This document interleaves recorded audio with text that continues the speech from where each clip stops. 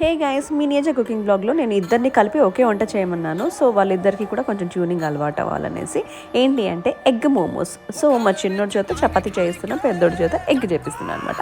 చిన్నోడికి అలా చపాతీ చేయడం అంటే చాలా ఇష్టం, పెద్దోడికి ఇలా ఎగ్ చేయడం అంటే చాలా ఇష్టం. అండ్ ఇద్దరు కోఆర్డినేట్ చేసుకుని వంట చేయాలన్నమాట. ఇదిగోండి చక్కగా చపాతీ పిండి కలపడం, రౌండ్స్ తిప్పడం కూడా వాడికి వచ్చేసింది. వీడేమో మంచి ఎగ్లో ఎక్స్పర్ట్ అయిపోయాడు. ఎలాగో రోజు గుడ్డు వాడి వండుకుంటాడు. బట్ మెయిన్ టాస్క్ ఏంటంటే ఆ చపాతీ రౌండ్ రావడం.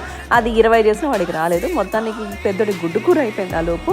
ఇదిగోండి అందుకే స్లో అయిందనమాట పని. ఆ తర్వాత ఆ ఎగ్ని లోపల పెట్టడం నేనే పెడతాను అన్నాడు. బట్ ఆ షేప్ ఇవ్వడం రాలేదు కాబట్టి పెద్దోడు దానికి షేప్ ఇచ్చాడు అనమాట. చక్కగా మోమోస్ని తయారు చేశాడు. సో ఇద్దరు కలిసి మోమోస్ని చేసి ఇలా నేనే ఉడికించాను అనమాట. 20 నిమిషాలు ఉడికింది. ఉడికేలోపు మజ్జిగ కూడా చేసి పెట్టాడు, మాకు మినియేచర్ మజ్జిగ అనమాట. సో ఇలా చక్కగా ఎగ్ మోమోస్ మజ్జిగ కలుపుకొని డిన్నర్ చేస్తే ఉంటుంది, సూపర్గా ఉంటుంది కదా. సో మినియేచర్ బ్లాగ్ చూడాలంటే